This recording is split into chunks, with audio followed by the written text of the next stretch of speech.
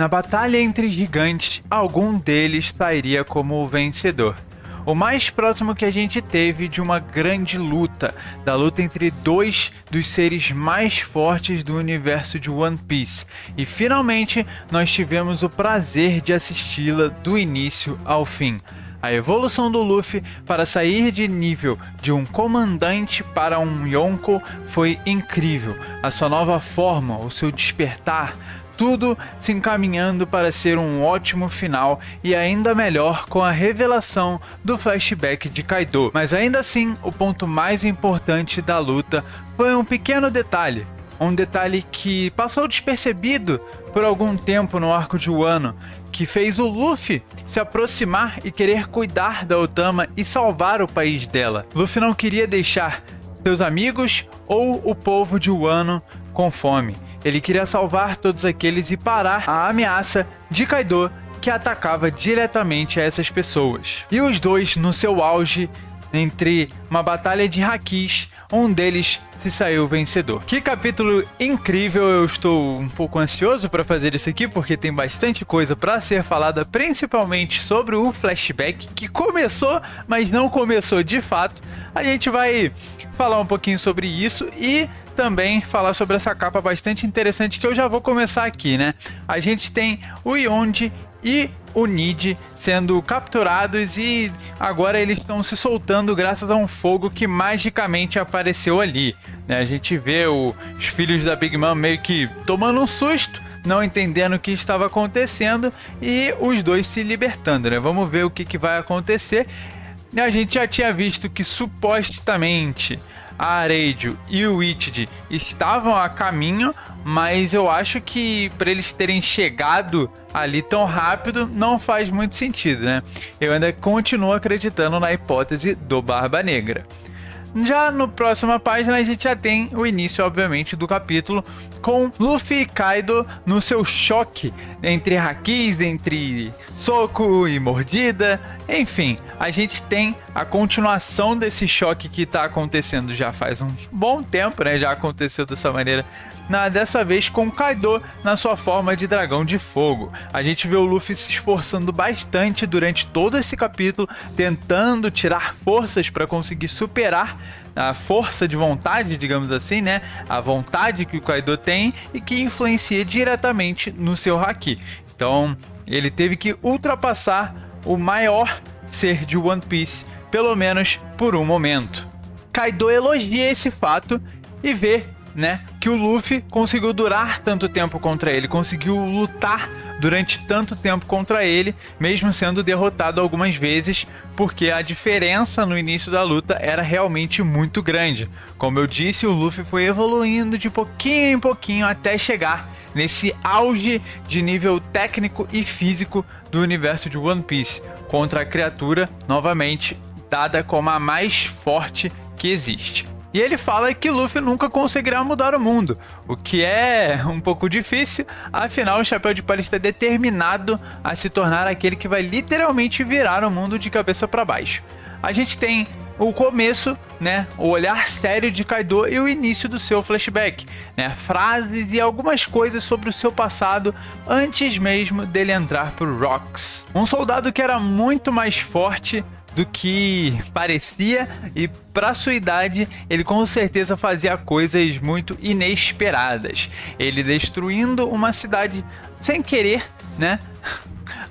Seu poder saiu um pouquinho do controle e acabou deixando tudo em chamas. A gente vê que ele era realmente um personagem, assim como a Big Mom, um monstro desde criança. Tanto que, assim como a sua amiga, digamos assim, a sua companheira de guerra, nesse momento, ele foi vendido, ele foi oferecido à marinha por ser altamente perigoso. E aqui a gente já vê algumas coisas interessantes do mundo de One Piece, né? No reino de Vodka, a gente tem aí, né, obviamente uma referência provavelmente o que o Kaido bebe o tempo todo, né? Mas a gente tem principalmente uma questão bastante importante que é mais uma vez a criação do mundo de One Piece, né? Os países que não conseguem pagar a taxa que o governo mundial quer, que eles pedem, né? Que é o tributo celestial, acabam sendo ameaçados e perdendo a sua liberdade, né? Sendo até mesmo atacados e, enfim, acontecem diversas coisas e a gente vê o Kaido não entendendo o porquê que eles têm que aceitar isso. Por que uns Tenryubito, que não são basicamente ninguém para ele, são capazes de oferecer tanto perigo assim para um reino? O que eles fazem para serem tão perigosos? E isso é basicamente o motivo da criação deles no geral. A gente vê ele sendo ameaçado para servir como alguém do governo e ele dizendo que não vai se tornar, né, um ser que só obedece ordens, uma pessoa que só vai obedecer ordens daqueles que mandam, que no caso são os Tenryubito e todos os, né, os mais fortes lá, os Gorosei. Kaido, extremamente irritado, diz que não é nada de uma ferramenta política e que ele não vai servir ao governo. Ele não é uma moeda de troca, que é basicamente o que foi feito. Entreguem ele e vocês participam do Reverie. É coisa que não aconteceu porque logo depois a gente vê que ele consegue fugir. E aí a gente vê a recompensa dele quando criança. Ele se junta a Big Mom e Robin como os seres mais procurados com menos idade. Big Mom aí, não lembro exatamente quanto era a recompensa dela, mas talvez até mais destrutiva do que Kaido. E a Robin com seus 81 milhões, muito pelo seu conhecimento diferente dos outros dois que estão com ela. Aí a gente tem a do Kaido com 70 milhões, pelo menos ao que parece, né? Não parece ter nenhum número ali antes do 7. Então a gente vê que ele realmente já era muito forte desde pequeno, né? Se a gente pensar aí, o Luffy lá em Alabasta precisou derrotar simplesmente o Crocodile, que teoricamente é bastante forte, para receber uma recompensa de 100 milhões. Então o Kaido, né, quando criança, começando a ser alguém, né, até muito mais novo do que o Luffy era, quando ele enfrentou o Crocodile, já tinha uma recompensa bem mais robusta, digamos assim. E numa pequena frase dita por um marinheiro, num pequeno detalhe, numa pequena parte do capítulo que tem muito mais coisa sendo relevante, digamos assim, com mais urgência, mas isso aqui é o que realmente importa nesse momento. Kaido foi preso e dizem que ele se deixa ser preso de propósito quando está com fome. A gente vê a situação e lembra, né? Foi lembrado até no capítulo passado que Luffy estava lutando porque ele queria dar alimentos, né? Proporcionar o povo de Wano a conseguir se alimentar direito, a ser livre. A liberdade é aquilo que o Luffy preza. A coisa mais importante para ele sempre foi ser o homem mais livre do mar. E aqui para Kaido, quando o Luffy vai gritar, né, essa frase que ele quer deixar as pessoas de Wano conseguirem ter os alimentos, eu acho que isso foi muito importante. Talvez, obviamente, o Luffy realmente tenha vencido no choque entre Hakis, mas a luta vai terminar de um jeito ainda que tem que ser debatido. Tem que ser, não tem jeito. Mas, continuando, a gente vê ele na ilha Hatinoso 44 anos atrás, onde ele basicamente estava arrebentando todo mundo, né? E ele só tinha 15 anos, né? Uma idade bem baixa para alguém que já era tão forte. E nessa idade mesmo ele foi chamado para fazer parte dos Rocks. Na mesma página, no mesmo momento que o Barba Branca chama ele para fazer parte do Rocks, a gente vê ele sendo chamado por causa de um grande incidente. Incidente esse que aconteceu em God Valley. E aqui novamente o que eu estava falando no vídeo passado, né? Como é que o Rock sabe dele? Né? Será que será só pela recompensa? Será que ele descobriu que existia um cara forte porque ele tem uma recompensa de 70 milhões? Esse cara tem bastante informação sobre o mundo. E quem realmente causou um incidente em God Valley? O que tinha em God Valley para ter acontecido esse acidente? O que essa ilha era de tão importante? Agora, mais do que nunca, eu já tinha dito no vídeo passado, eu acho que isso vai ter muito a ver com o final de tudo, né? A guerra final, o momento em que os personagens mais fortes estão no mesmo lugar. Talvez a guerra aconteça até mesmo em God Valley. Nunca se sabe, né? Talvez ela apareça aí de volta, vamos ver o que vai acontecer. Mas é realmente muito interessante a gente ver que aparentemente não foram os Rocks que causaram esse incidente. Afinal, pelo nome, parece mais ser um local dos Tenryubito propriamente. A gente vê eles muito provavelmente caminhando para lá, depois não tem nada disso, a gente só vê, na verdade, o flashback dando um pequeno pulo de tempo, um salto no tempo, e a gente vê a queda dos Rock. E aqui tudo que a gente tem são mais e mais perguntas, né? Novamente, eu acho que isso aqui tudo só vai ser respondido, se não na guerra final, muito próximo dela, né? O que aconteceu com God Valley? Quem iniciou esse incidente? O que era ele de fato? Porque eles culparam os Rocks, e aí a gente tá vendo que, na verdade, talvez não tenha sido eles que começaram isso exatamente. O que pode ter acontecido que fez o Garp estar lá, o Roger estar lá? Então tem bastante coisa interessante sobre essa ilha e que novamente eu acho que é relacionado com Akuma no Mi, um pouco pelo menos, porque esse nome, não sei, ele tem que ter alguma coisa relacionada com esse nome, e eu acho que os Tenryubito de fato não tem nada a ver. Talvez essa ilha seja importante para o século perdido, né? Talvez seja alguma das partes também que saíram de Wano, quem sabe? Mas é realmente algo muito importante para a obra, que só vai ser revelado no final dela, ou talvez agora, e eu tô completamente errado aqui, né? Mas a gente vê que o Garp liquidou eles, e novamente é mentira. Então todas essas informações que a gente está vendo são dadas pela metade, e talvez até essa derrota deles tenha sido mentira.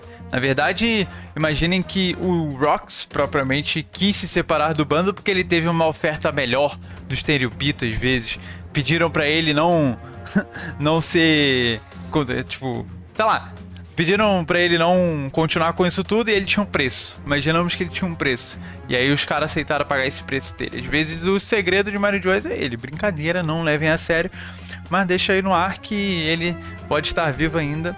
Eu acho difícil, né? Mas nunca se sabe. Ninguém morre em One Piece, vocês sabem disso. Inclusive, talvez alguém tenha morrido nesse capítulo. Vou falar logo disso. Vamos continuar aqui. A gente tem alguém falando que não, porque eles tinham zero trabalho em equipe, e precisa ter trabalho em equipe. Os caras são simplesmente várias bestas aí no mundo. Não tem necessidade, os caras só saem arrebentando cada um de cada vez, assim, só, tá ligado? Porrada monstra, pô. O cara tem o Rox, o maluco mais amedrontador. Se realmente ele foi derrotado, eu queria muito ver essa luta. Eles precisam lançar um spin-off com essa luta. Porque o spin-off, qualquer coisa, qualquer especial de One Piece, Rocks versus Garp e Roger. Quem não aceitaria ver uma luta dessa, sabe? E a luta, sei lá, das que a gente não viu, eu acho que é a mais interessante, né? Talvez a Akainu ou o Okiji, mas não chega no nível do cara que era simplesmente precisou ser apagado da história. Quem sabe ele tinha uma fruta que também era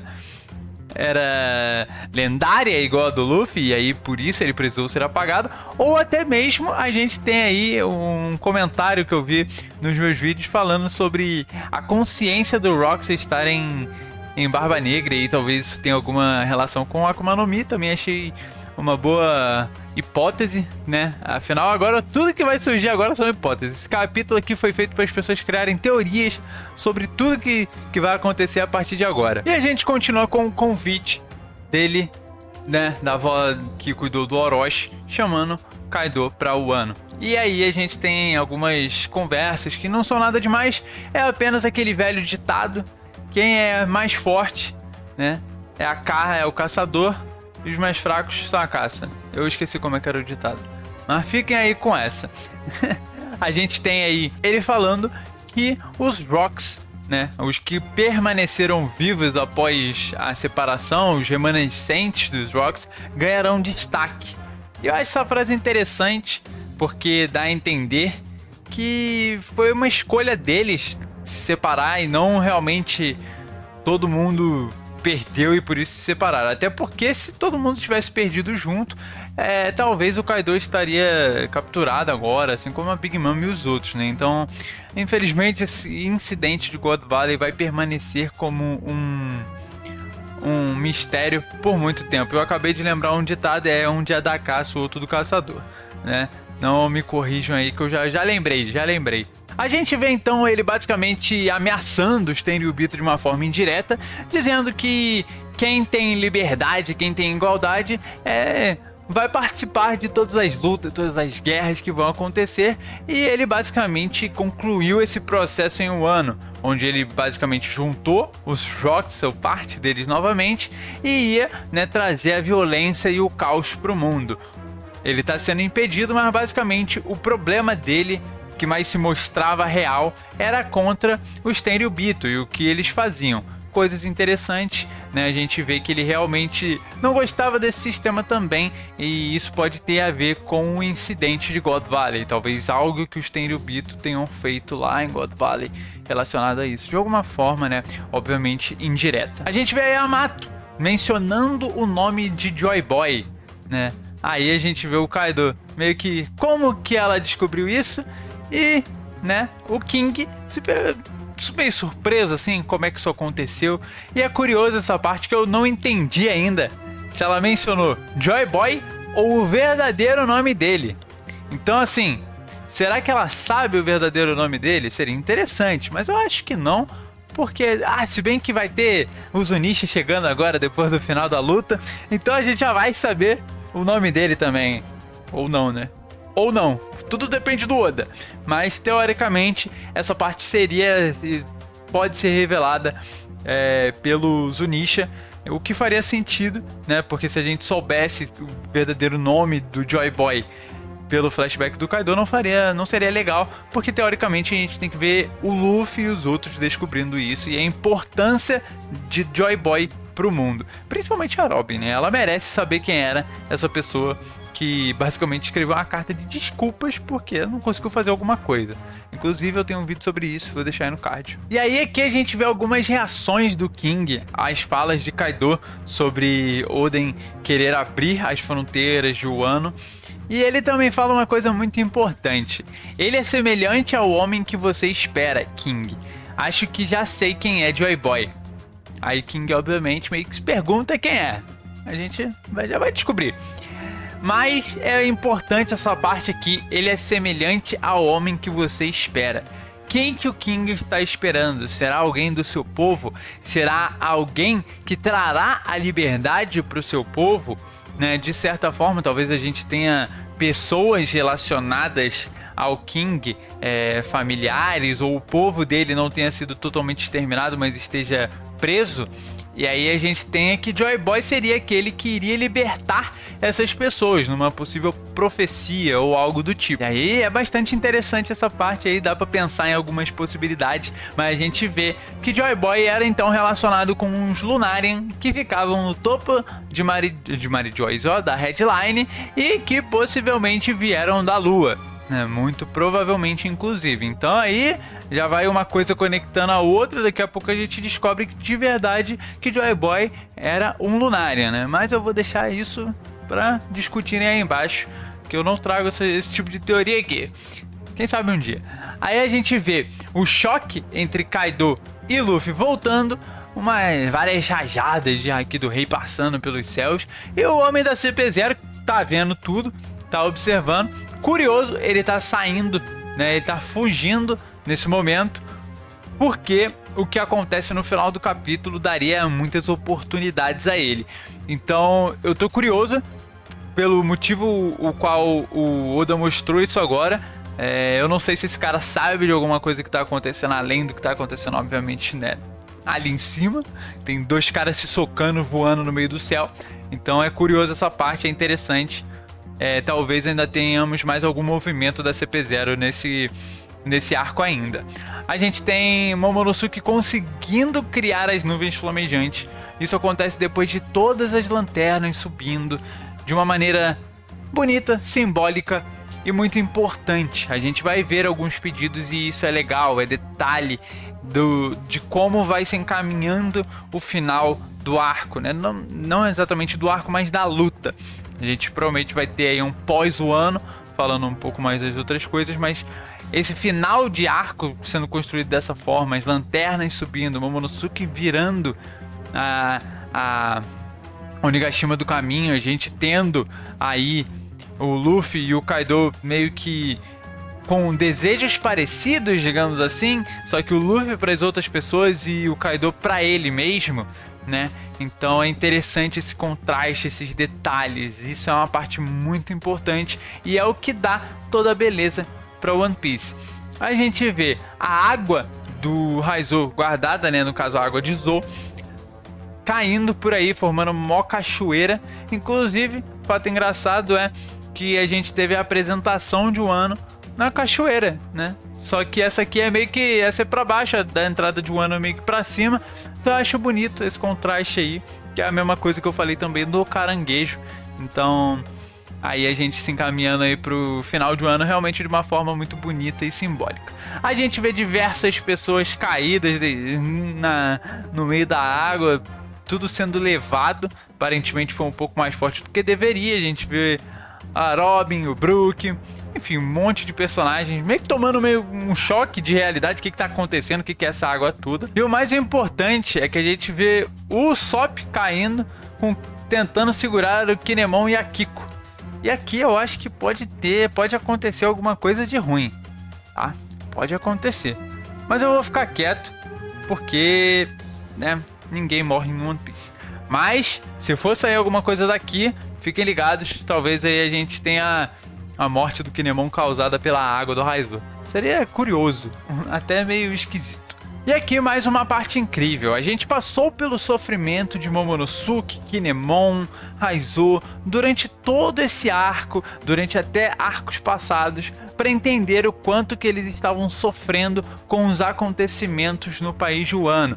Tudo que eles tiveram que passar foi horrível, eles tiveram que lutar muito para conseguir superar o que estava acontecendo em seu país e até mesmo passarem por uma desonra para eles mesmos, que era ter fugido, não ter conseguido salvar o Shogun, né? Os bainhas sofreram bastante com isso, mas aqui a gente tem um ponto muito incrível, que é realmente a pessoa que mais teve que sofrer durante o arco de Wano inteiro e, né, 20 anos durante esse tempo que estavam esperando o Joy Boy aparecer e salvar o Wano.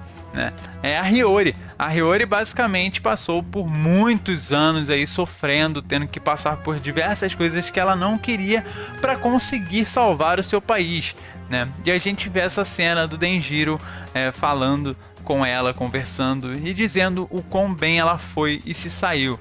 A personagem que provavelmente teve que aguentar mais coisas durante todo esse tempo, por mais que algumas pessoas não gostem tanto dela, ela merecia isso, ela merecia estar nesse final e merecia receber esse abraço do Denjiro para acabar junto com o Orochi fritando ali do lado. Por favor, não volte mais, Orochi, também, ninguém aguenta mais você.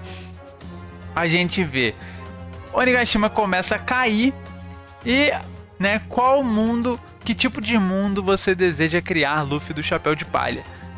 E aqui a gente tem a revelação, né? Enquanto o Kaido morde o soco do Luffy, que tá meio que prensado junto com o Gear, com a quarta marcha, meio que um junto com o outro.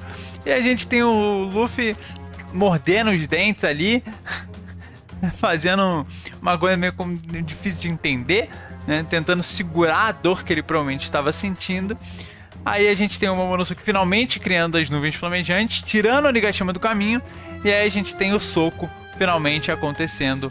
Luffy grita as suas palavras, a coisa mais importante para ele, onde um mundo, onde seus amigos, as pessoas que ele conhece, as pessoas que ele admira, consigam comer. Um mundo livre, um mundo onde ninguém passa por esse tipo de coisa. A gente vê o soco dele ganhando do Kaido. E aí a gente vê também, no momento em que ele termina essa frase, o Kaido abrindo um olho, né? Muito provavelmente por ser basicamente alguém que o Kaido começou a admirar. E esse término, esse flashback veio no momento exato, sabe? Eu acho que esse final de luta, esse final de Wano foi o melhor encaixe possível das coisas. Pode até ter sido um pouco enrolado, mas o jeito como tudo foi tratado para chegar no final foi da melhor maneira possível. O Kaido tendo algo relevante que fizesse ele sentir algo pelo Luffy além da luta, que é o fato do Luffy querer que as pessoas consigam comer, coisa que provavelmente ele nunca tinha passado antes na vida dele, né, sem ter que usar a força. E aí nesse soco ele meio que acorda para a realidade e vê que talvez o Luffy realmente seja o Joy Boy. Talvez o Kaido não tenha desmaiado de vez, talvez ele apareça no próximo capítulo acordado. Eu não duvido, porque o cara é uma fera, é um monstro, não para de lutar. Mas a gente vê que ele é jogado para baixo com toda a força, nível do Flamengo. E aí a gente vê alguns desejos subindo, as lanternas se encaminhando para o céu, ao mesmo tempo que Kaido está caindo e os desejos acabam se tornando realidade. Enfim, esse é basicamente o capítulo. Ainda tem mais algumas coisas aqui que eu vou falar, mas eu acho que foi incrível esse conjunto, foi perfeito, foi incrível, passou a emoção que eu acho que deveria ter passado, eu me emocionei, e acho que o melhor de tudo foi ver a evolução do Luffy, não só como personagem, mas como um guerreiro, né? Ele, um lutador que precisava aumentar o seu poder de alguma forma, e ele conseguiu, no limite. E aí a gente vê o cansaço dele, junto com Kaido. O Luffy também, ao invés de ser amassado para dentro da terra, o Luffy cai exausto ao lado de ninguém, mas ele caiu junto com a página ao lado, tá? A página ao lado, ó. A cena ao lado, tá o Momonosuke caindo. Tô tão emocionado que eu tô me perdendo nas palavras. E a gente vê ali na direita o Kaido falando sobre quem é o Joy Boy. É o homem que poderá derrotar ele no futuro. Então o Kaido já sabia que esse homem viria. Ele sabia o que iria acontecer. Mas o motivo pelo qual God Valley é tão importante. Coisas estão para ser reveladas. E a gente quer muito saber. Mas infelizmente não iremos ter por um bom tempo. Porque vai ter hiato. Aí vai ter capítulo de nada acontece feijoada no próximo. Vai ser tristeza, felicidade ao mesmo tempo, puta, tendo capítulo, mas vai demorar pra ter revelação. Enfim, a gente vê as lanternas subindo, Onigashima caindo de um lado, as lanternas subindo do outro, Luffy caindo exausto, Kaido sendo nocauteado, ou não, né? E o Momonosuke também, né, meio acabado ali do lado. E é com isso, com essa batalha sendo finalizada de 20 anos atrás, a luta que foi carregada durante 20 anos, tensões que foram carregadas durante 20 anos, finalmente acabaram. O país de Wano está livre e como os desejos foram realizados. Acabem com um dragão assustador e desejo que o clã Kozuki retorne. Eu vou ficando por aqui. Se você gostar, deixe seu like, seu comentário, se inscreva no canal. Você me ajuda muito fazendo isso. E você não perde nada, você aproveita que vai receber notificação dos próximos vídeos. Eu vou ficando por aqui, valeu, falou, fui.